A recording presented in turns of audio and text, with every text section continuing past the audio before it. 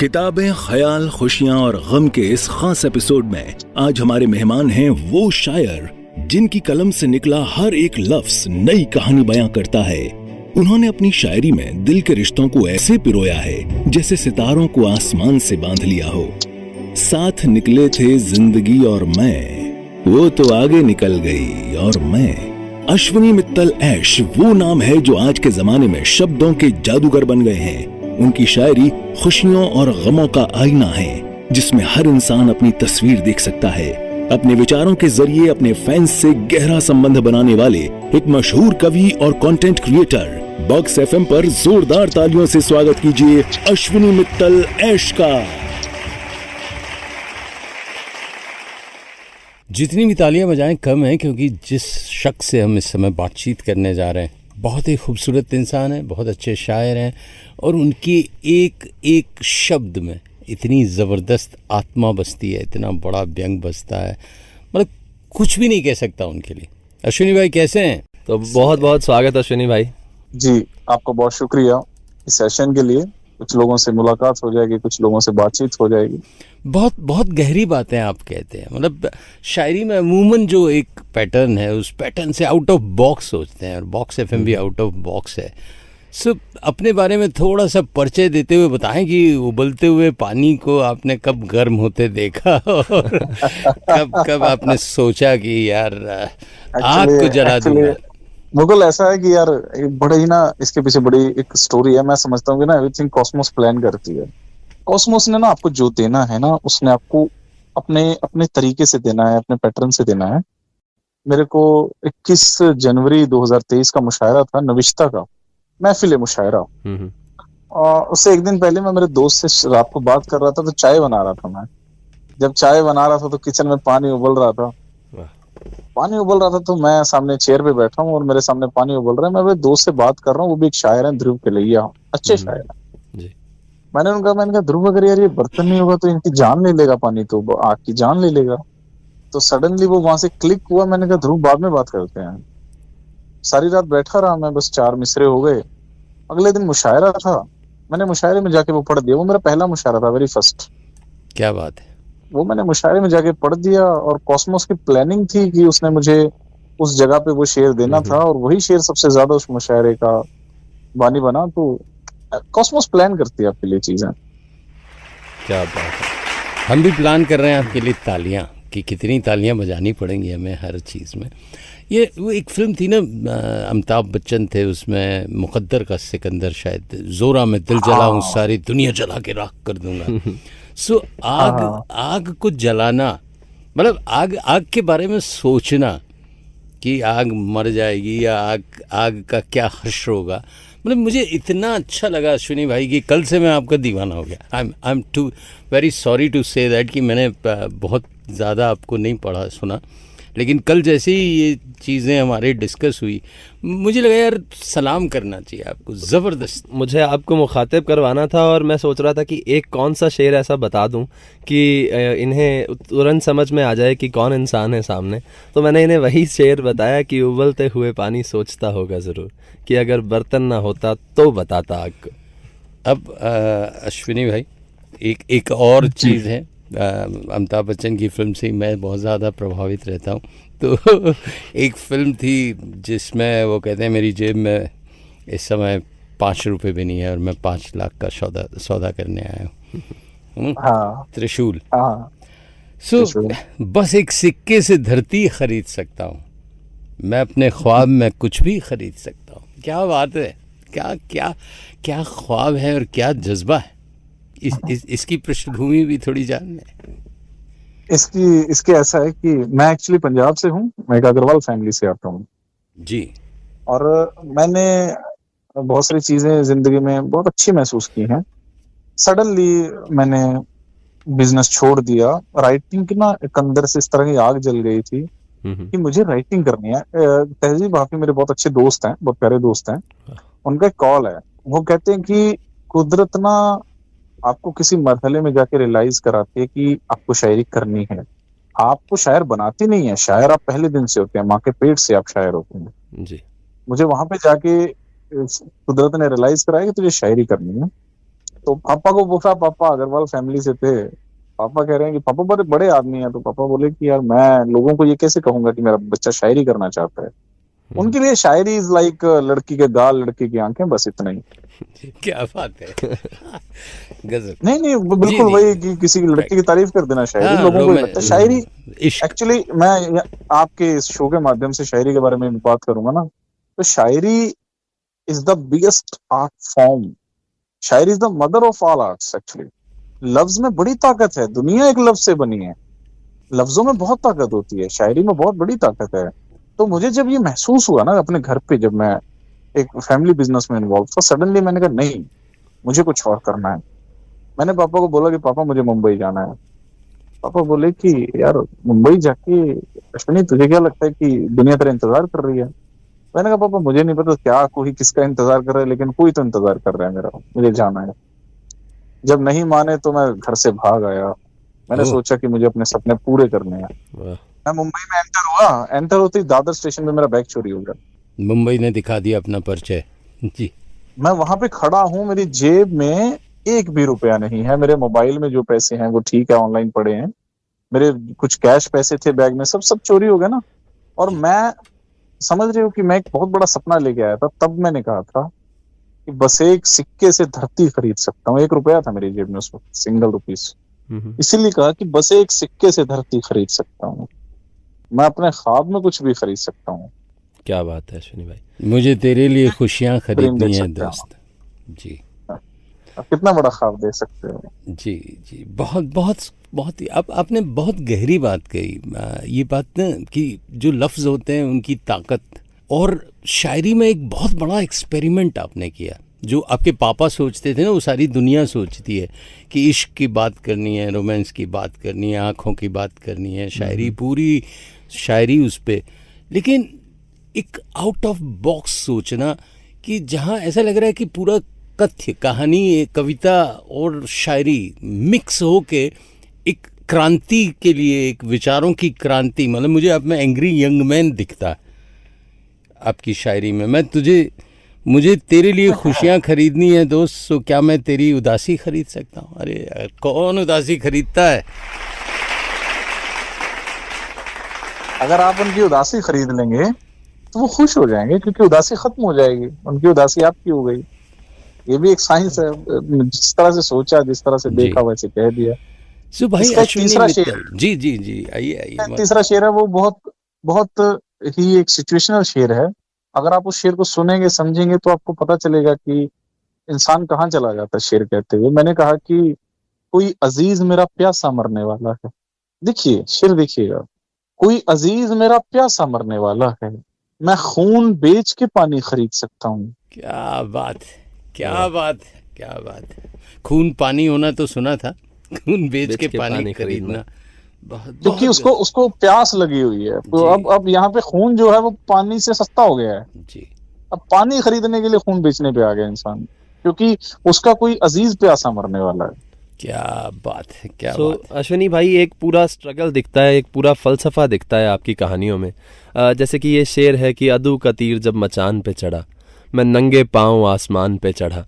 तो ये जो नंगे पाँव आसमान पे चढ़ने की कहानी है, क्या स्ट्रगल रहा? बॉम्बे जब आए, बैग चोरी हो गया, और किस तरह से आगे चीजें बढ़ी?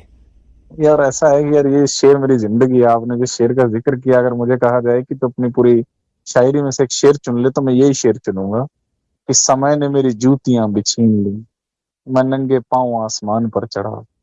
जब ना मैं स्ट्रगल से हिसोर आ रहा था, मैंने ना एक चीज महसूस की कि मैं जिन लोगों के साथ मैंने सपने देखे थे ग्रो करने के, अपने लाइफ पार्टनर के साथ या अपनी फैमिली के साथ, या कुछ ऐसे लोग थे जो दोस्त कहते थे, या जिनको हम सो कॉल्ड दोस्त कह सकते हैं ना, सो कॉल्ड दोस्त होते हैं ना, वो छोड़ के चले जाते हैं टाइम पे जी।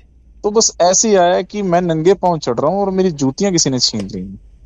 क्या बात। तो मुझे महसूस हुआ ये एक्चुअली मैंने जो जिया है मैंने वही लिखा है। मैं लिखता बहुत कम हूँ, लेकिन मैं उतना ही लिखने की कोशिश करता हूँ जो मैंने जिया हो।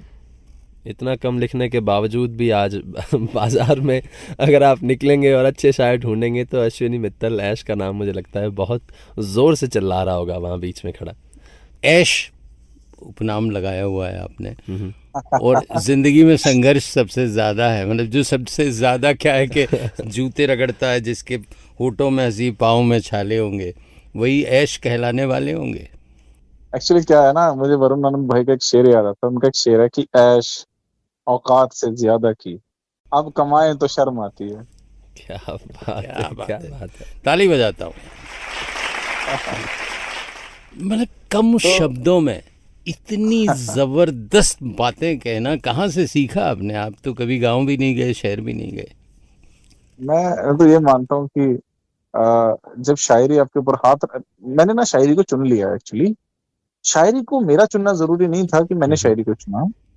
जब शायरी आपको चुनती है ना बिल्कुल, तब बहुत एक ऐसी दुनिया खुलती है आपके ऊपर जो जो इस दुनिया से बहुत अलग है। मैं एक जोन में रहने वाला आदमी हूँ, शायद तुम्हें मेरी बातें अजीब लगे, लेकिन जब मेरे सामने कुछ होता है ना तो मैं उसको अलग अलग तरीके से देखता हूँ।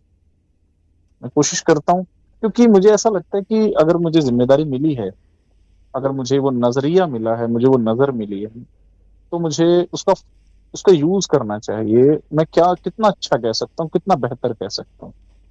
जैसे कहते हैं ना कि आपने घाट घाट में जो भी जिया उसे शब्दों में पिरो दिया, और धीरे धीरे आपको लगने लगा कि शायरी ने आपको चुन लिया है, आपने जीवन में शायरी को चुन लिया है। फिर ये विस्तार, जहाँ बहुत ही गहरी चीज़ें, जैसे मैं एक आपका मुशायरा देख रहा था, एक दूजे के सामने काटे जाते हैं हम इंसान भी बिल्कुल पेड़ों जैसे हैं। बाप रे बाप, क्या क्या मर्म है, क्या इसमें संदेश है, और क्या मतलब बात कही है कि आदमी आदमी एकदम बुत बन जाता है। मैं कुछ वक्त बिताने के बाद जब ऐसा शेर मिल जाता है ना आपको, जी। और उसके बाद आपको यकीन नहीं होता ये आप ही का शेर है। मुझे खुद भी बहुत सारे शेर जब आप सुना रहे हैं ना आज, तो मुझे याद आ रहे हैं कि ये मेरे शेर हैं। क्या बात है, क्या बात है। सो अश्विनी भाई, आप बॉम्बे आए, स्क्रिप्ट राइटिंग शुरू की और गाने भी जी काफ़ी लिखे, फिर गज़लों की ओर रुख जी किया। तो तीनों जी अलग अलग पैटर्न की चीज़ें हैं। और कभी कभी क्या होता है, जी हम राइटिंग की 3 फॉर्मेट कर रहे हैं तो सब में अपना एक टेस्ट नज़र आता है, लेकिन जी उनके बीच में डिफरेंशिएट करने की विधा या कोई ऐसा सेट पैटर्न जो आपको हेल्प करता हो कि ये तीनों चीज़ें अलग अलग दिखें और अपने फॉर्मेट में मुकम्मल दिखें। जो शायरी है ना, शायरी पूरा जी। गीत और एक शेर एक बराबर है। हम्म क्योंकि एक शेर में एक कहानी शुरू होती है और खत्म हो जाती है। हम्म। पूरे गीत में भी यही होता है, जी। एक कहानी शुरू होती है और खत्म हो जाती है। अब वहीं अगर स्क्रिप्ट की बात करें, अगर फिल्म 3 घंटे की है तो भी एक कहानी शुरू होकर खत्म हो जाती है, और कई बार तो उसमें भी खत्म नहीं होती है, सेकंड पार्ट में जाती है। तो अब देखिए, एक शेर, एक गाना और एक फिल्म हम्म। एक ही चीज को बयान करते हैं, एक कहानी को। जी। तीनों की जो रूह है ना, वो रूह सेम है, जी। आत्मा सेम है, इन तीनों के शरीर अलग हैं। शेर का शरीर बहुत छोटा है क्योंकि बहुत छोटे आकार में है, गाने का शरीर थोड़ा सा उससे ज्यादा बड़ा है, फिल्म का बहुत बड़ा है। सिर्फ उस आकार का फर्क है, रूह सेम है तीनों। जी। अब उसके आकार के मुताबिक जब हमें उन्हें ढालना पड़ेगा, अगर मैं एक शेर को एक फिल्म में ढालूं तो मुझे इस फिल्म का स्ट्रक्चर तो बुनना पड़ेगा ना। तो डेफिनेटली। यानी कि यहाँ पे सिर्फ जो डिफरेंस मैं इन तीनों में कहूंगा, सिर्फ स्ट्रक्चर का डिफरेंस है, साइज का डिफरेंस है, आत्मा सेम है। क्या बात है अश्विनी भाई। जैसे आपने कहा कि सिर्फ स्ट्रक्चर का फ़र्क है, बाकी इनकी आत्मा सेम है, तो तीनों को परस्यू करने लगे आप। आपको पर्सनली सबसे ज़्यादा मज़ा किस चीज़ में आने आता है, कि सॉन्ग्स लिखने में या गज़लें लिखने में या स्क्रिप्ट में, किस में बहुत ज़्यादा एंजॉय करते हैं आप? मुझे शायरी में सबसे ज्यादा मजा आता है जब मैं शेर कहता हूँ और कोई ऐसा शेर उतर आता है जब लगता है कि हाँ शेर हो गया है। क्योंकि हमें महसूस हो जाता है शेर पढ़ते ही, सुनते ही, कहते ही कि हाँ ये हो गया है। तो शायरी मेरे लिए बहुत बड़ी चीज है क्योंकि मुझे सुकून मिलता है। मेरा पहला मसला इसमें सुकून का ही है। लोगों के लिए आर्ट फॉर्म जो होता है ना, वो पैसे कमाने का जरिया बन जाता है, एक टाइम पे जाके दुकानदारी बन जाती है। तो ये मैंने शुरू से ही सोचा था कि जब तक मुझे किसी चीज में सुकून नहीं मिलेगा वो नहीं करूंगा। क्या बात है। सो अश्विनी भाई, एक आपके फ़ैन, हमारे लिसनर हमारे साथ जुड़ गए हैं, वो आपसे बात करना चाहते हैं, उन्हें कॉल पे ले लेते हैं एक बार। हेलो कॉलर जी। हेलो जी, स्वागत है। अपना आपको मुखातिब करें और सवाल पूछें। जी, मैं इनको बड़े मैं बड़े पुराने टाइम से जानता हूँ इनको और मैं इनका बहुत बड़ा फैन हूँ। इज इट ध्रुव केलैया? अपना अपना परिचय हेलो। देंगे जी। जी, मेरा नाम ध्रुव केलैया है। वाह क्या बात है। दोस्त की आवाज पहचान गए अश्विनी भाई। यार he is too good man. आपको मैं बता दूं, जी, जो हमारी कॉल पे है वो मुझसे भी बड़े शायर हैं। आपके ही मैंने एक बार स्टोरी से इनको फॉलो किया था और आज भी फॉलो करता हूँ और मैं खुद इनको बहुत पढ़ता रहता हूँ। बेहद कमाल ये शायर हैं। तो मैंने इनसे आग्रह किया था कि एक बार आएं, सरप्राइज देते हैं अश्विनी भाई को और अरे देखते यार, हैं कि आपकी आवाज ही इज पहचानते टू हैं गुड नहीं। Man, he is too good man, he is too भाई गुड। के लिए हम भी बहुत सुनते हैं, मेरी- बहुत बड़े फैन हैं। बाकी ये झूठ बड़ा बोलते हैं। दो शायरों का जमी पे है मिलन आज के दिन। क्या बात है। इंडिया के इस वक्त के सबसे अच्छे शायर हैं। बेशक। सो ध्रुव भाई, कोई अश्विनी भाई की रचना आपकी जुबानी जो आपको बहुत पसंद हो। मैं सुनाता हूँ कुछ शेर की। उर्दू का तीर जब कमान पर चढ़ा, हम्म। उर्दू का तीर जब कमान पर चढ़ा, मैं तैश में उठा मचान पर चढ़ा। क्या बात वाह मैं तैश में उठा है। मचान पर चढ़ा, समय ने मेरी जूतियां भी छीन ली, समय ने मेरी जूतियां भी छीन ली, मैं नंगे पांव आसमान पर चढ़ा। क्या बात है। समय ने मेरी जूतियां भी छीन ली, हम्म। मैं नंगे पांव आसमान पर चढ़ा। मैं बोलने लगा तो कोई यक बयक, मैं बोलने लगा तो कोई यक बयक छलांग मार कर जुबान पर चढ़ा। वाह। मैं बोलने लगा तो कोई यक बयक छलांग मार कर जुबान पर चढ़ा। और यार अजियतों में कट गया मेरा सफर, हम्म। अजियतों में कट गया मेरा सफर, मैं पूरे रास्ते ढलान पर चढ़ा। वाह, क्या बात है। अजियतों में कट गया मेरा सफर, मैं पूरे रास्ते ढलान पर चढ़ा। यदू का तीर जब कमान पर चढ़ा, मैं तैश में उठा मचान पर चढ़ा। क्या बात है, क्या बात है। बहुत बहुत शुक्रिया और बहुत सारी मोहब्बत है अश्विनी भाई को। लव यू मेरी जान, लव यू। मतलब हमें तो ऐसा लग रहा है लैला मजनू दोनों शायर हो गए हैं और सामने हमारे। कमाल है, कमाल है, क्या अदायगी है। मतलब इन्होंने आपकी रूह को यूं का यूं पकड़ के और मतलब ख्याल आपके थे और चित्र इन्होंने बना दिया। आपने ध्रुव को कितना सुना है मैं नहीं जानता हूँ, कितना सुना है आपने, लेकिन ये दौरे हाजिर का बहुत बड़ा शायर है। आने वाले वक्त में बहुत सारी चीजें लोगों के सामने आएंगी। जी। ये जिस तरह से बात कहता है इसका अंदाज किसी के पास नहीं है और मेरी बहुत सारी दुआएं हैं इसके फ्यूचर के लिए। तो सर एक छोटा सा निवेदन मेरी तरफ से, ध्रुव की कोई एक अच्छी सी शायरी आप अरे यार, परोस दे तो मजा आ जाएगा। मैं यकीन माने ना, इसको इतना कलाम खुद याद नहीं होगा इसका जितना मुझे याद है। ये मेरे लिए सौभाग्य है। वाह, मैं आपको इसके कुछ शेर सुनाता हूँ। जी प्लीज। ध्रुव कहता है कि कोई रिश्ता नहीं निभाने को, कुछ बचा ही नहीं बचाने को, वाह।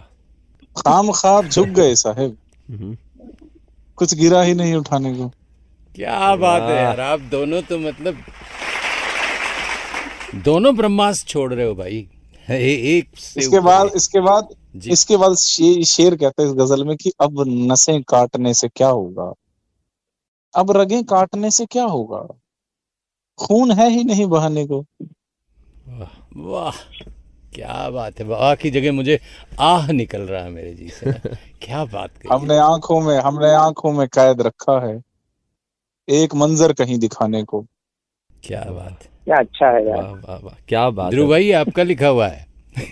ये बिल्कुल ये इनका लिखा हुआ है। वो अजनबी हो रहे हैं अपने ही शेर से। ध्रुव भाई जिस तरह से तवज्जो दे रहे हैं तो एक्चुअली उसका स्टाइल है। और बहुत प्यारी मोहब्बत और दुआ है अश्विनी भाई के लिए। थैंक यू चलिए ध्रुव भाई। फिर मिलते हैं अश्विनी भाई, आपसे भी फिर मुलाकात Thank you, होती है। thank जी, चलिए। बॉक्स एफएम Thank you, आपका thank you. बहुत आभारी है, आपने वक्त निकाला जी। सो अश्विनी भाई, पहले तो कैसा लगता है यार दोस्त एक इसके लिए- दूसरे के जब आपको याद रहे। इसके लिए शुक्रिया यार, इसके लिए शुक्रिया यार। बहुत समय से आप लोगों को फॉलो करके और ये देख रहा हूँ कि आप दोनों एक दूसरे के बहुत करीबी मित्र हैं। और एक वो जो चीज़ है ना कि एक कहीं पढ़ा था कि दोस्त पास बैठा हो और कोई बात ना हो रही हो, फिर भी यूँ लगता है कि सारी दुनिया मेरे पास है। तो वैसे वाला एक बॉन्ड नज़र आता है आप दोनों में, तो मुझे लगा ये तो डेफिनेटली होना चाहिए। यार मेरे मेरे मेरे चेहरे पे इतनी स्माइल आ गई ना सडनली, मेरे ये ध्रुव की आवाज लग रही है मुझे। मैंने पहले ही टोक दिया, मैं कि नहीं आवाज तो ध्रुव की है ये। जी जी जी जी। और मतलब thank Shayari you for that यार। शायरी में दोस्ती निभाना बहुत बहुत बड़ी बात है। देखो, एक दूसरे को समझना, एक दूसरे को अप्रिसिएट करना, बिना किसी प्रतिस्पर्धा के दो फिल्मी एक्टर बहुत अच्छे दोस्त हो जाएं। जी जी। सो प्रतिस्पर्धा सबसे पहली चीज़ है जो आती है कि यार थोड़ी कहीं समस्या है। तो मुझे ऐसा लगता है जो सिक्योर्ड आर्टिस्ट होता है ना मुकुल, जिसको पता है कि मैं क्या कर रहा हूँ और सामने वाला क्या कर रहा है, बहुत बढ़िया, वो क्या ना बात है। वो हमेशा हेल्दी कंपटीशन में बिलीव रखता है। अब ध्रुव के साथ या किसी भी अच्छे शायर के साथ मुझे कभी कंपटीशन फील हुआ ही नहीं। मैं उसकी क्रिएटिविटी का फैन हो जाता हूँ, मैं उसके शेर की तारीफ करता हूँ। वाह, क्योंकि सिक्योर्ड आर्टिस्ट कभी जलेगा नहीं किसी से। क्या बात कही है, दिल खुश हो गया यार, मजा आ गया। वाकई जिंदगी में अगर ये जज्बात आपके हो ना, तो आपको आगे बढ़ने से कोई रोक ही नहीं सकता। सचिन को कभी सहवाग से खतरा हुआ क्या? क्या बात है। नहीं वो नहीं, बिल्कुल। सहवाग जो था, सहवाग अपनी शैली का प्लेयर था। उसको पता ही सहवाग जो कर सकता है वो मैं नहीं कर सकता हूँ, जो मैं कर सकता हूँ वो सहवाग नहीं कर सकता। वो यही एक्चुअली चीजें जो हैं आपको बताती हैं कि आप क्या कर सकते हैं। इसको अगर आप सेल्फ बिलीव समझ लें वो भी अच्छी बात है जी। लेकिन मैं ये चाहता हूँ कि इंसान अगर अपने आप को पहचान लेना कि वो क्या कर सकता है, उससे बड़ी कोई क्लास नहीं है उसकी। बहुत बढ़िया, बहुत बढ़िया। बॉक्स एफएम में आप सुन रहे हैं अश्विनी मित्तल को, जो कि व्यावसायिक घराने से हैं और जज्बातों का व्यवसाय करते हैं। वाह, है ना। मुझे जब अभी ने बताया कि ऐसे अश्विनी मित्तल शायर हैं, तो मुझे बहुत आश्चर्य हुआ, क्योंकि हमारी रेडियो की दुनिया में ना एक बहुत बड़े न्यूज़ रीडर हुए हैं अश्विनी मित्तल। तो मुझे लगा उन्होंने शायरी भी करनी शुरू कर दी। अब क्या खाक, यूँ सोच के मैं थोड़ा सा आश्चर्य था। लेकिन जब आपका चेहरा देखा और उसके बाद जो दो शब्द टपके, तो मतलब उनसे ज़्यादा मुझे आपसे प्यार हो गया। कोई उम्मीद बाकी थी ही नहीं, इसलिए कुछ सफाई दी ही नहीं। अरे यार, क्या क्या बात है, क्या बात है। अगर इसमें गोता लगाए ना, तो आप ठेठ पनडुब्बी से भी ज़्यादा अंदर घुस सकते हैं। और उसके बाद उसे छोड़कर चला आया, मैं उसे छोड़कर चला आया, वो मुझे छोड़कर गई ही नहीं। आज वो ऐसे जानती है मुझे जैसे वो मुझको जानती ही नहीं। अश्विनी भाई, इसी शेर के इर्द गिर्द एक सवाल मैंने सोचा था पूछूंगा या नहीं पूछूंगा जी। लेकिन जब आप शायरी शुरू करते हैं तो वो एक सेट पैटर्न है, एक स्टीरियोटिपिकल सोच है कि जब आप दिल तोड़वाते हैं या जब आपके साथ कुछ ऐसा होता है तब शायरी शुरू होती है। तो जिस तरह से अभी आपने थोड़ी देर पहले बताया भी, सो कॉल्ड ब्रदर्स, दोस्त और मोहब्बत या जो भी चीज़ें आई गई, सो कहाँ से इस चीज़ की शुरुआत हुई? क्या इंस्पिरेशन जो है? इंस्पिरेशन वो शख्स था जो 16 साल मेरे साथ रहा। मुझे बताने में कभी झिझक नहीं होती है। 24 साल की उम्र में मैंने शुरू की थी शायरी। ये 25 साल की उम्र में 16 साल किसी के साथ बिताने के बाद जब आप उसको खो देते हैं ना, उसके कुछ जाती कारण थे। उसके बाद ना एक दर्द, एक्चुअली शायरी जो है ना, वो मुझे ऐसा लगता है कि दर्द से पैदा होती है। मैंने हर शायर का इसके बारे में कुछ ना कुछ सोचना है। या तो बहुत ज्यादा खुशी से शायरी पैदा होगी या बहुत ज्यादा दर्द से। अगर आप स्टेबल है ना तो आप शायरी नहीं कर सकते। तो एक्चुअली जब या तो मैं बहुत ज्यादा खुश होता, कभी खुशी में मुझे महसूस नहीं हुआ, लेकिन जब बहुत ज्यादा दर्द हुआ तो महसूस हुआ कि मुझे कुछ कहना है। मैंने जॉन साहब का एक शेर सुना उस दौरान जहां से इसकी शुरुआत हुई। वहां से जॉन साहब का मैं एक शेर सुनता हूँ, वो कहते हैं कि ये मुझे चैन क्यों नहीं पड़ता, एक ही शख्स था जहान में क्या। मैंने ये शेर सुना और मेरी पूरी जिंदगी देखी मैंने। क्या बात। वहां से मुझे लगा कि मुझे कुछ कहना है। वहां से एक सफर शुरू हो गया। फिर जैसे जैसे मैंने कहना शुरू किया, मुझे पता चला कि मीटर्स होते हैं और टेक्निकलिटीज होती हैं, आप ऐसे नहीं कह सकते गजल। तो एक्चुअली मैं एक्चुअली पहले आईफोन के मदरबोर्ड डिजाइन करता था शायरी करने से पहले। ओके। तो टेक्निकली मैं बहुत स्ट्रांग था, आईक्यू लेवल से स्ट्रांग था, कैचिंग पावर था। तो मुझे लगता है कि मुझे सीखने में ज्यादा नहीं 15 दिन लगे होंगे। 15 दिनों बाद मैं मीटर में लिख रहा था और अच्छा लिख रहा था। क्या बात है। उसके बाद मैंने कुछ 2000 लड़कों को सिखाया भी, जितनी टेक्निकलिटीज मैं शेयर कर चुका मैंने सिखाया भी ग्रुप्स बना के जी। तो ताकि सब लोगों तक वो नॉलेज पहुंच सके, क्योंकि मुझे बड़ी प्रॉब्लम्स आ रही थी जब मैं सीख रहा था ना। मुझे लगा आने वाली लड़कों के लिए वो प्रॉब्लम्स ना आए। तो शायरी की शुरुआत तो एक ऐसे हादसे से हो गई थी जो नहीं होना चाहिए था, या हो गया, शायद ये डेस्टिनी थी मेरी। अगर मैं वो हादसा ना होता तो आज शायद आप लोग मुझसे कॉल पे बात ना कर रहे हो। हादसा था, गुजर गया होगा, किसके जाने की बात करते हैं। और मुझे वो शेर भी याद आ गया कि क्या कहा, मेरा कोई अपना नहीं, हादसा भी मुकर गया है क्या। एक बड़ा मुद्दा जो हम कह सकते हैं कि शायद मेंटल हेल्थ की अगर हम बात करें कि यार ज़्यादा अब शायरी की जब मैंने शायरी तो नहीं कहूँगा, रचनाओं की जब शुरुआत की, क्योंकि मीटर से पहले अभी मैंने सीखा रिसेंटली कि उसे शायरी कहना पाप है। तो जब रचनाओं की शुरुआत की तो सुनने वालों के साथ एक हमेशा ये मसला रहा कि यार भाई ये मत सुना यार अपनी जो कथा जो भी है। तो स्टार्टिंग में ऐसे मसले रहे जब आप लिखते थे और शुरुआत में सुनाने की कोशिश की आपने लोगों को? मेरे साथ ऐसा मसला तो नहीं रहा, लेकिन लोगों का इंटरेस्ट कम होता है, क्योंकि ना जब आप अपनी वर्थ साबित नहीं करते ना शुरू में जी, तो लोगों को लगता है कि ऐसी है जो भी हो रहा है वो ठीक है, पैशन से शुरू कर लिया है, कहाँ तक जाएगा इंसान, है ना। लेकिन जब आपकी डेप्थ लोगों को समझ आती है, लोगों को समझ आता है कि ये कुछ कह रहा है, तो लोग आपको सुनते जरूर हैं। जहां तक रही मेंटल हेल्थ की बात कि आप किसी चीज को लेके कितना ज्यादा स्ट्रगल कर रहे हैं, किसी किसी कंडीशन को लेके कितना स्ट्रगल कर रहे हैं। आपने बोला कि शायरी इसको कहना पाप होगा, जो रचनाएं आपकी हैं, आपने बोला जी। ऐसा नहीं है, वो भी शायरी है।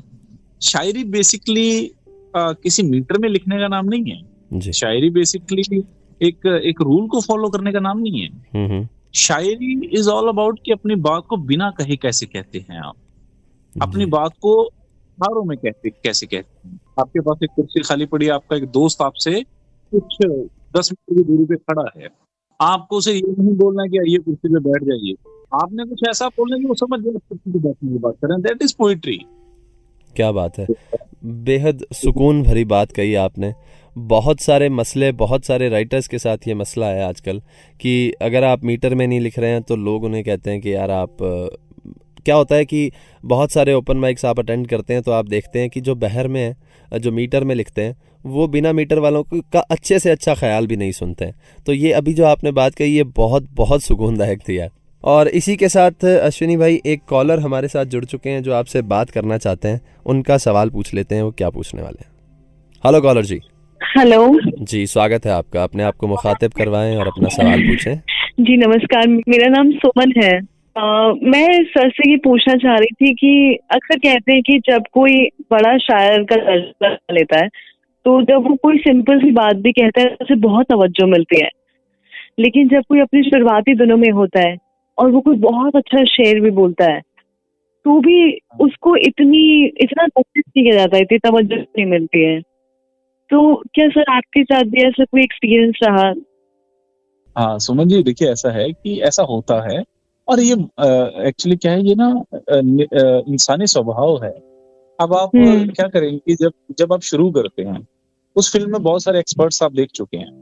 अगर आज एक बहुत अच्छा एक्टर एक्टिंग करने के लिए ऑडिशन देने के लिए जाता है तो शाहरुख खान साहब आज इस्टेब्लिश हैं, तो अगर वो बहुत ज्यादा खुद के तेवर दिखाता है तो लोग कहेंगे क्यों शाहरुख खान बन रहा है भाई कुछ।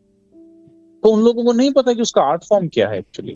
शुरुआती दिनों में सबके साथ ऐसा होगा ही होगा कि उनको अंडर एस्टिमेट किया जाएगा, ये नेचुरल। आपको पता होगा कि आप क्या कह रहे हो, आप कितनी बड़ी बात कह रहे हो, आपको अपनी वर्थ साबित करनी पड़ेगी, उसके बाद आपको एक्सेप्ट किया जाएगा। ये एक्चुअली ऐसा ही है हर फील्ड में। चाहे बड़ा मंच ले लीजिए चाहे छोटा मंच ले लीजिए, मुद्दा यहाँ तक का है कि पहले खुद को साबित करिए और उसके बाद की कहानी आगे की है।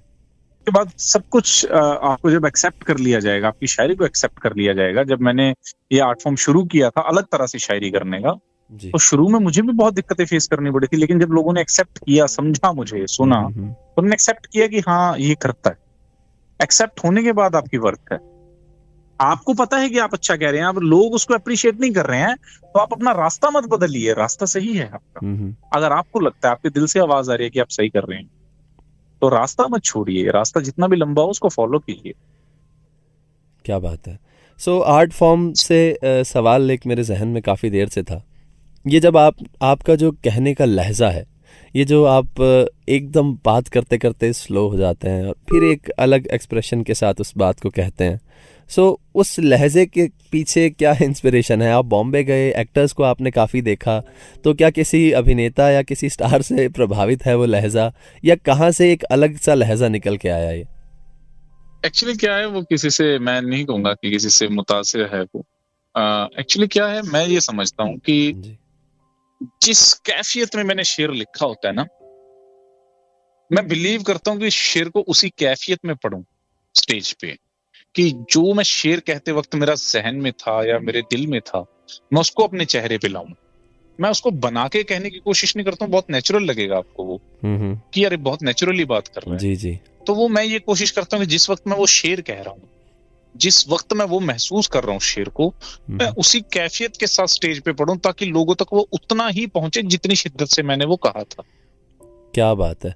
और यकीन मानिए वो उतनी शिद्दत से भी ज़्यादा इंटेंसिटी के साथ पहुंच रहा है अश्विनी भाई, बड़े मज़े आ रहे हैं। सो इसी के साथ मैं इसी को इलेबोरेट करते हुए मैं एक एग्जांपल देता हूँ। जी जी प्लीज। मैंने एक शेर कहा था कि किसी के कल पे गुस्सा आ रहा है, सो हर एक पल पे गुस्सा आ रहा है, वो जिस शिद्दत से पानी पी रही है अभी, वो जिस शिद्दत से पानी पी रही है, मुझे बोतल पे गुस्सा आ रहा है। हाय हाय हाय, क्या बात है। तो जब मैंने स्टेज पे ये पढ़ा, जब मैं गुस्से का जिक्र कर रहा था, तो मेरी आंखों में दिख रहा था कि मुझे गुस्सा आ गया है। जी जी बेशक। तो वो उसी लहजे से आ जाता है, तो जो मैं महसूस करता हूँ उसको मैं उसी तरह से डिलीवर करने की कोशिश करता हूँ। वो जिस शिद्दत से पानी पी रही है, मुझे बोतल पर मुझे बहुत गुस्सा आ रहा। क्या बात है यार अश्विनी भाई, बहुत बहुत खूबसूरत। सो अश्विनी भाई, एक और लिसनर हैं जो कतार में हैं और फ़ोन किया है, आपसे बात करना चाहते हैं, उनसे भी बात कर लेते हैं। हेलो। हाँ हेलो अश्विनी जी, अमित गोस्वामी बोल रहा हूँ मैं बीकानेर से। जी अमित जी, कैसे हैं आप? आप बहुत बहुत खूबसूरत शायरी कर रहे हैं, मैं सुन रहा हूँ और मैंने आपको पढ़ा भी है। मेरा जो सवाल है वो ये है कि हम लोग, मैं भी थोड़ा बहुत इसी फील्ड में हूँ, तो मैं जो चीज फेस कर रहा हूँ वो आपसे भी पूछ रहा हूँ कि हमारी जो तरबियत सकाफती और ज़बानी तरबियत हुई है वो उर्दू में नहीं होती है, तो कितना मुश्किल रहता है और एक नई ज़बान सीखना अपने के लिए। तो आपके लिए कैसा रहा, अनुभव कैसा रहा? आप मुबारकबाद देता हूँ यार, क्या सवाल पूछा आपने यार, वाह। एक्चुअली हम लोग ना गैर मुस्लिम कम्युनिटी से आते हैं ना। जी जी जी। हम जो हिंदू हैं सब लोग, तो क्या है, जो उर्दू की लिखने की जो स्क्रिप्ट है, रस्मुल खत या स्क्रिप्ट है जो, वो हम पढ़ नहीं पाते हैं, हम लिख नहीं पाते हैं। जी जी। इसके जो साउंड्स होते हैं, जैसे हम शादी सादी, तो हमारी जो लोकल जबान के जो ग्लिच हैं, जैसे हम कोई बिहार से है तो वो कहेगा कि मुझे शादी करनी है, तो जो लोकल जबान के जो ग्लिचेस है ना, लोकल जबान के ग्लिचेस हैं, तलफ्फुज के जो ग्लिचेस हैं, प्रोनाउंसिएशन के जो ग्लिचेस हैं, ये मुझे ऐसा लगता है कि ये जब हम इसको सीखते हैं तो हमें पता चलता है हम कितना गलत कर रहे थे। मुझे ऐसा लगता है कि स्कूल्स में, जो हमारे स्कूल्स हैं, उनकी जिम्मेदारी बनती है बच्चों को इसके लिए अलग से क्लास देने की, इसके लिए अलग से तैयार करने की। आज तक मुझे पता ही नहीं था कि फिर नाम का कोई लफ्ज ही नहीं होता, फिर होता है वो। फूल जो है वो इंग्लिश वाला फूल है, वो फूल है वो एक्चुअली। तो बहुत सारी ऐसी चीजें चेंज होती हैं आपकी लाइफ में, जब आप असली में उन चीजों को सीखते हो तो आपको पता चलता है कि आप कितना गलत कर रहे थे पहले। हाँ, मेरा ये भी ये मानना है कि तलफ्फुज के साथ साथ रस्मुल खत भी बहुत जरूरी है मौजूद, क्योंकि उससे बहुत सारी चीजें क्लियर होती हैं। बिल्कुल, स्क्रिप्ट जो है ना, जो स्क्रिप्ट है वो आपको निखारेगी। अगर आप स्क्रिप्ट सीखते हैं तो उससे आपका फायदा ही होगा, कभी कोई नुकसान नहीं होगा उससे। जी है मुश्किल थोड़ा सा, लेकिन सीखनी चाहिए। एक चीज को अपना ही लिया है तो मुझे लगता है पूरे तरीके से अपना लेना चाहिए। लेकिन थोड़ी सी वो क्या हमारे समाज के में जो एक मानसिकता बन गई है कि जबान किसी मजहब की होती है, वो उससे भी हमें पार पाना पड़ेगा। आपको मैं एक चीज और बता दूं, जो उर्दू है वो किसी धर्म की जबान नहीं है, वो हिंदुस्तानी जबान है। क्यों? जब मुगल आए थे तो मुगल जितने भी शासक थे, उनके पास ना कोई अपनी रीजनल लैंग्वेज नहीं थी यहाँ पे कम्युनिकेट करने के लिए, तो उन्होंने संस्कृत, उर्दू, संस्कृत, फारसी, अरबी को जोड़ के एक जबान बनाई थी, उर्दू। तो उर्दू जो है हिंदुस्तान की कोख से पैदा हुई है, हिंदुस्तान की बेटी है, वो किसी मजहब की जबान नहीं है, वो हिंदुस्तान की कोख से पैदा हुई है। बहुत अच्छा लगा आपसे बात करते हुए। मैं अपने एक शेर से विदा लेता हूँ आपसे। जी स्वागत। किस कदर तंग जहन है ये मेरे दौर के लोग, उर्दू लिखता हूँ तो कहते हैं मुसलमान मुझको। क्या बात है, क्या बात है। बहुत अच्छा है यार, बहुत अच्छा। दोबारा सुनाइए। किस कदर तंग जहन है ये मेरे दौर के लोग, किस कदर तंग जहन है ये मेरे दौर के लोग, उर्दू लिखता हूँ तो कहते हैं मुसलमान मुझको। बहुत अच्छा है। बहुत बहुत शुक्रिया। बहुत शुक्रिया अमित जी, आप जुड़े और हमें जो है अश्विनी से बात करने के लिए। सो अश्विनी भाई, एक और कॉलर जुड़ गए हैं, उनसे बात कर लेते हैं। अश्विनी भाई हेलो। हाय, मैं ईश बात कर रहा हूँ जी। मेरा सवाल ये है कि मुझे शायरियों का शौक है, मतलब मैं शायरियाँ पढ़ता हूँ, लोगों के लिखे हुए, और कई बार मैं कनेक्ट कर जाता हूँ, रिलेट कर जाता हूँ उनसे, एंड उन्हें रिसाइट भी कर लेता हूँ थोड़ा बहुत हद तक, मतलब उनकी तरह नहीं कर पाता, बस कोशिश कर लेता हूँ। मेरा सवाल ये है, जो ये लिखने के ख्याल होते हैं, ये मुझ तक क्यों नहीं होते हैं, मतलब मैं नहीं लिख पाता हूँ। देखिए सर, क्या होता है कि हुनर जो है ना, वो कभी पैदा नहीं किया जा सकता जी। एक बहुत बड़ा ये है कि अगर आपको सुनना पसंद है जी, तो आप सुनते जाइए, जैसे जितना आप सुन सकते हैं, जितना आप पढ़ सकते हैं पढ़िए। जिस दिन एक जाम भर जाएगा ना, एक गिलास में से पानी कब छलकता है, जब गिलास भर जाता है जी। जिस दिन आप भर जाएंगे ना, उस दिन अपने आप लिख लेंगे आप। क्या बात है। बहुत शुक्रिया ईश हमसे जुड़ने के लिए।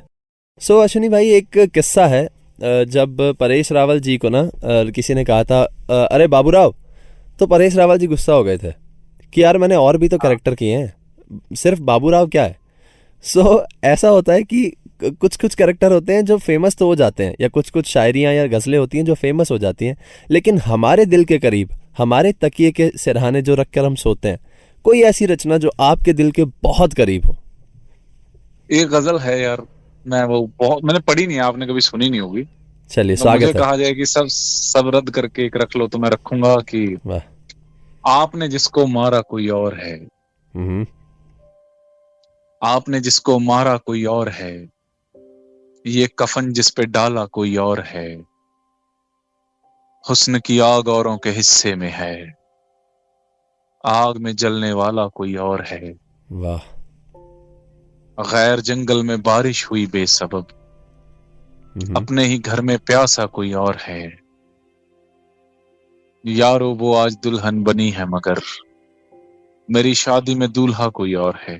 वाह, क्या बात। हम किसी और की बाहों में हैं मगर अब तलक याद आता कोई और है, तेरी आवाज कैसे सुने तू बता, फोन तेरा उठाता कोई और है।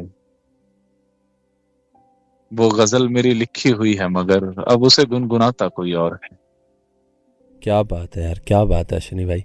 सो बहुत बहुत प्यारी गजल। एक कॉलर और हमारे साथ है, आखिरी कॉलर जिनसे हम बात करने वाले हैं। जी स्वागत। मैं शुभम बात कर रहा हूँ मुंबई से। भैया मेरा एक सवाल है आपसे जी, कि ओपन माइक जो कल्चर है ये कितना इन्फ्लुएंस कर रहा है असली जो क्राफ्ट है पोइट्री का, गजल का, उसको, क्योंकि सोशल मीडिया और ओपन माइक दोनों साथ साथ चलते हैं, तो ऐसे में ऐसा है, मंच भी मिल जाता है आपको और लोगों तक बात भी पहुंच जाती है, लेकिन क्राफ्ट सीखना कम कर देते हैं लोग, उसमें कि सीखने की जरूरत क्या है, बहुत मेहनत लगती है। तो ये कैसे एक लिटरेचर को इफेक्ट कर रहा है ओपन माइक कल्चर? यार ये बड़ा ही अच्छा सवाल पूछा है आपने, बहुत ही अच्छा सवाल पूछा है। एक्चुअली क्या है, देखिए everything has his own advantages and limitations, है ना। हर चीज की अपने फायदे और नुकसान होते हैं। तो सोशल मीडिया का जो दौर है, अगर इस दौर की बात करें तो शायरी को खराब करने में और निखारने में दोनों में ओपन माइक का बहुत बड़ा हाथ है, दोनों में। मैं खुद ओपन माइक कम्युनिटी से आया हूँ। अगर ओपन माइक ना होता मैं स्टेज पे जाके मेरा डर ना निकलता जी। तो ओपन माइक स्टार्ट के लिए बहुत जरूरी है। लेकिन दिक्कत कहाँ पे है, जब लोग उसको मंजिल समझ लेते हैं, लोग समझ लेते हैं कि हमें तो मंच मिल गया है, तो यहाँ पे लोग, जैसे शुभम बात कर रहे हैं, लोग बेफिक्र हो जाते हैं। लोगों को लगता है मंच तो मिल ही गया है, हमें काम करने की जरूरत क्या है, हमें मेहनत करने की जरूरत क्या है। जो ओपन माइक है उनको कुछ फिल्टर्स लगाने चाहिए, जो अनफिल्टर्ड है ना, जो बिल्कुल फिल्टर नहीं लगा रहे हैं, किसी भी तरह की लैंग्वेज को प्रमोट कर रहे हैं, किसी भी तरह की कंटेंट को प्रमोट कर रहे हैं, उस पे फिल्टर लगना चाहिए। मतलब जो ओपन माइक ने बिल्कुल ही ओपन कर दिया है ना, फ्री टू ऑल, कुछ भी आप पढ़िए, कुछ भी आप डिस्प्ले पे आ जाएगा, मतलब वो चीज बहुत ज्यादा गलत है। उसकी वजह से शायरी का बहुत ज्यादा नुकसान भी हो रहा है, शुभम भी जानते हैं। लेकिन मुझे ऐसा लगता है शुभम कि जिन लोगों की मंजिल कुछ और है ना, जिन लोगों को सीखना है और जिन लोगों को चढ़ना है ऊपर, वो सीखेंगे ही सीखेंगे, क्योंकि उनके अंदर वो चीज आ जाती है। बहुत शुक्रिया भैया, बहुत बहुत शुक्रिया शुभम हमारे साथ जुड़ने के लिए। अश्विनी भाई, इससे पहले कि हम इस सेशन को ख़त्म करें और आपसे विदा लें, एक शेर या रचना मेरी खुद की लिखी हुई आपको नज़र करना चाहूँगा। वाह। वो है कि पहले देखा एक टक मुझको, फिर बोला देखा एक टक मुझको, फिर बोला वो नजूमी मुझसे। पहले देखा एक टक मुझको, फिर बोला वो नजूमी मुझसे। तुम जन्नत में रहते हो या दोज़ख के बाशिंदा हो, तुम जन्नत में रहते हो या दोज़ख के बाशिंदा हो। हाँ, हाथ देखता हूं मैं बेशक बाशर्ते आदमी जिंदा हो। वाह। ये एक रचना मैंने कब से सोच रखी थी, आपको नजर करूंगा। एक मिसेस कुरैशी करके एक कॉलर बीच में आ रहे हैं, आपकी इजाजत हो तो एक कॉल और ले ले। हाँ जी जी जी जी बिल्कुल जी। हेलो जी, स्वागत आपका। मैं ये मालूम करना चाह रही थी कि जैसे अभी रस्मुल खत पर बात हुई, ठीक है, रस्मुल खत की वजह से अक्सर लोग उर्दू को अलग कर देते हैं या शायरी को एक मखसूस तबके से मुंसलिक कर देते हैं। इसी तरह से ना, अगर हम शायरी की गोशे में जाते हैं ना, तो गजल और नज्म के साथ बड़ा एक अजीब सा मामला हो रहा है। अगर आप गजल नहीं लिख रहे हैं, जैसे अब किसी की तबीयत चाह रही है कि वो सिर्फ नज्म ही लिखे, वो अपने ख्यालात सिर्फ नज्म के साथ ही बयान कर रहा है, तो कहेंगे साहब इन्हें शायरी नहीं आती है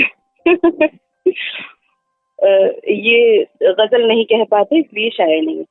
तो क्या ये ठीक है? शायरी जो है ना, वो है कोड्स में बात करना, इशारों में बात करना। चाहे आप उसको नज्म में बात करते हैं, चाहे आप नस्र में बात करते हैं, चाहे आप गजल में बात करते हैं, चाहे आप रुबाई में बात करते हैं, चाहे आप किसी भी आर्ट फॉर्म में बात कर रहे हैं ना, किसी भी सिन्फ में आप बात कर रहे हैं, अपनी बात को बिटवीन द लाइंस कहने की जो कैपेबिलिटी है वो शायरी है। शायरी इज नॉट अबाउट शेर, शायरी इज नॉट अबाउट शेर। जो इंसान ये कहते हैं कि गजल आप नहीं कह रहे हैं तो आप क्या शायरी कह रहे हैं, वो ऐसा कुछ भी नहीं है, वो पढ़े लिखे अनपढ़ है। शायरी जो है, शायरी जो है के लिए भी तो भाई हम जहन पर जोर दे ही रहे हैं मैं आपको एक बात बता देता हूँ, मैं इतना परेशान हूँ, मैं नज्म नहीं कह पा रहा हूँ। मैं आज आपको ज़ेबा जी एक बात बताता हूँ, मैं इतना परेशान हो गया हूँ क्योंकि मैं गजल का शायर हूँ और मुझसे गजल होती है।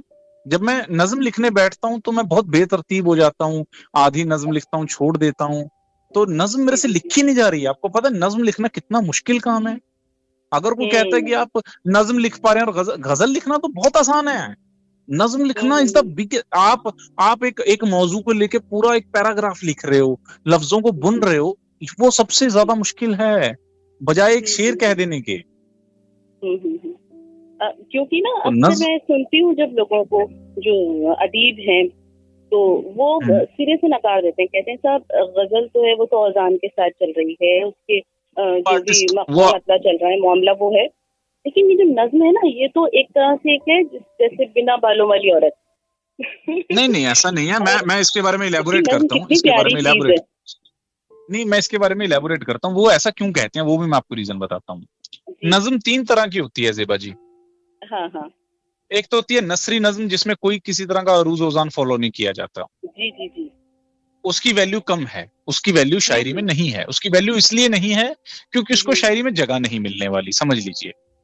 अब उसी की जगह एक नज्म आती है कि किसी को जरूरी बात कहनी हो, कोई वादा निभाना हो, किसी को याद रखना हो, किसी को भूल जाना हो, हमेशा देर कर देता हूं मैं।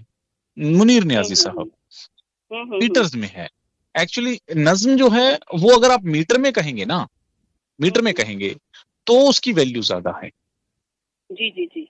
आप अगर नस्र कह रहे हैं तो उस वजह से अदीब कह सकते हैं कि इसकी वैल्यू कम है ज़ेबा जी, लेकिन सिरे से तो उसको भी नहीं नकारा जा सकता। लेकिन नस्र के तो मुख्तलिफ जो दिखाए हैं कि मोर्रा भी है, नसरी भी है, आजाद भी है।